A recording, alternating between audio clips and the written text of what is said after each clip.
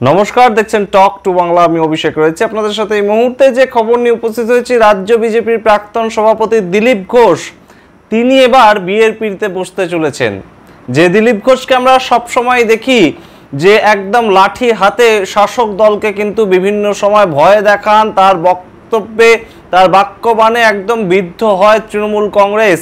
সেই দিলীপ ঘোষ এবার একদম সংঘ থেকে উঠে আসা দিলীপ ঘোষ, আরএসএস করে উঠে আসা দিলীপ ঘোষ এবার একদম বিয়ের পিঁড়িতে বসতে চলেছেন। এবং সূত্র মারফত খবর, আগামীকাল শুক্রবার সন্ধেবেলায় তার নিজের যে বাড়ি সেখানে কিন্তু একদম একটা ঘরোয়া অনুষ্ঠানের মাধ্যমে, রেজিস্ট্রির মাধ্যমে কিন্তু বিয়ে সম্পন্ন হবে, তেমনই কিন্তু খবর। এবং পাত্রী কিন্তু ইতিমধ্যেই তার ছবিও সামনে এসেছে এবং বিজেপি করতে গিয়েই কিন্তু দিলীপ ঘোষের সঙ্গে তার পরিচয়।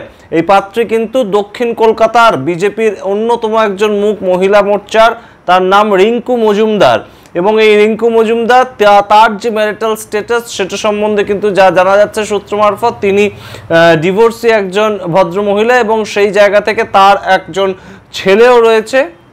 সেই ছেলে এখন সেক্টর 5-এ তথ্য প্রযুক্তি বিভাগে কোনো জায়গায় কাজ করেন।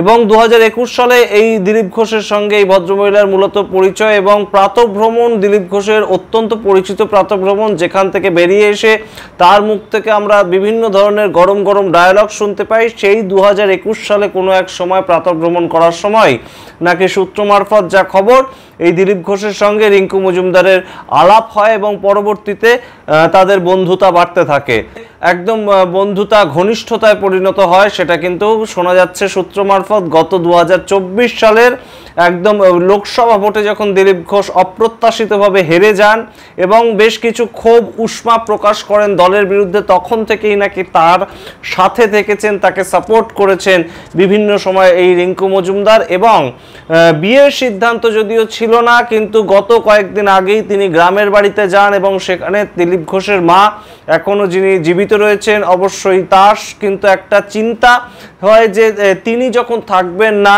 তখন দিলীপ ঘোষকে কে দেখবে, কে দেখাশোনা করবে তার। এই কথা যখন মা বলেন তখনই দিলীপ ঘোষের মন গলে। এবং দিলীপ ঘোষ আমরা যখন তাকে চিনি একজন দাবাং মোড হিসাবে, দাবাং মোডে তিনি থাকতে পছন্দ করেন, তার মেজাজ সপ্তমে থাকে সবসময়। সেই দিলীপ ঘোষ কিন্তু ঘনিষ্ঠ মহল সূত্রে আমরা বারংবার শুনতে পেয়েছি দিলীপ ঘোষ অত্যন্ত একজন রসিক মানুষ এবং সেই রসিক মানুষই এখন 60 ঊর্ধ্ব বয়সে গিয়ে বিয়ের পিঁড়িতে বসতে চলেছেন। যে খবর কিন্তু অবশ্যই অত্যন্ত ভাইরাল হয়ে গিয়েছে ইতিমধ্যেই। এবং সূত্র মারফত যা খবর, আগামীকাল শুক্রবার নিজের বাড়িতে ঘরোয়া অনুষ্ঠানের মাধ্যমে কিন্তু দিলীপ ঘোষের সঙ্গে এই রিঙ্কু মজুমদারের 4 হাত এক হবে। বর্তমানে দিলীপ ঘোষের বয়স যা জানা যাচ্ছে 1964 সালে তার জন্ম এবং বর্তমানে তার বয়স কিন্তু 61।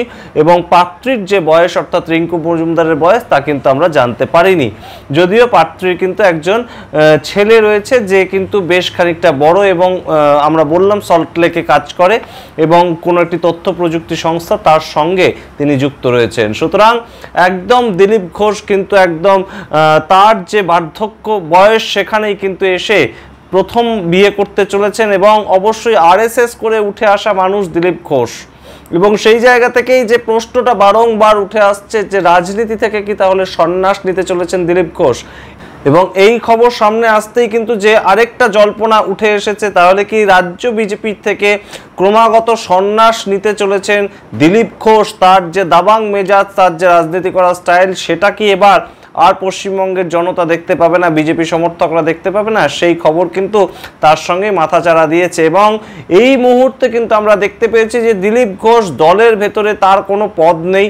তিনি অবশ্যই দলের একজন ওয়ার্কিং কমিটির একজন মেম্বার, কিন্তু তার কিন্তু কোনো ধরনের কোনো বড় পদ নেই। সেই ক্ষেত্রে আমরা জল্পনা আমরা শুনতে পাচ্ছিলাম বিভিন্ন মহল থেকে যে দিলীপ ঘোষকে রাজ্য সভাপতি করা হতে পারে, কিন্তু দিলীপ ঘোষ এখন কিন্তু সেই মুডে খুব একটা নেই বললেই চলে। এবং রামনবমীর মিছিলে আমরা দেখতে পেয়েছিলাম দিলীপ ঘোষ দাপিয়ে বেরিয়েছেন, কিন্তু তার 10 দিনের মাথাতেই যে একদম বিবাহ বন্ধনে আবদ্ধ হবেন সেটা কিন্তু আমরা তখনও বুঝতে পারিনি এবং কোনো খবরও ছিল না তেমন।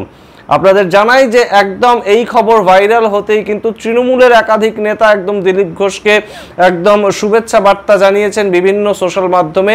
তৃণমূলের একদম তরুণ নেতা দেবাংশু ভট্টাচার্য তিনি একদম দিলীপ ঘোষকে শুভেচ্ছা জানিয়েছেন, অভিনন্দন জানিয়েছেন এবং তার সঙ্গে তিনি উইশ করেছেন যে নতুন বৌদি যেন দিলীপ ঘোষের হাত থেকে তলোয়ার নিয়ে তার হাতে গোলাপ দেন।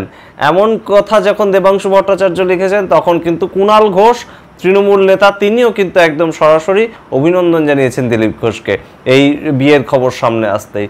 আমরা অবশ্যই চাইব দিলীপ ঘোষের পরবর্তী যে বিবাহিত জীবন তা সুখের হোক এবং অবশ্যই দিলীপ ঘোষ রাজনীতিতেও থাকুন, তার যে রাজনৈতিক মেজাজ, তার যে রাজনৈতিক বক্তব্য সেগুলোকে তিনি সংযত করুন এবং অবশ্যই তার বিয়ের যে একটা প্রভাব সেটা তার রাজনীতিতেও পড়ুক এবং অবশ্যই রসিক মেজাজের দিলীপ ঘোষ আমরা তাকেও দেখতে চাই।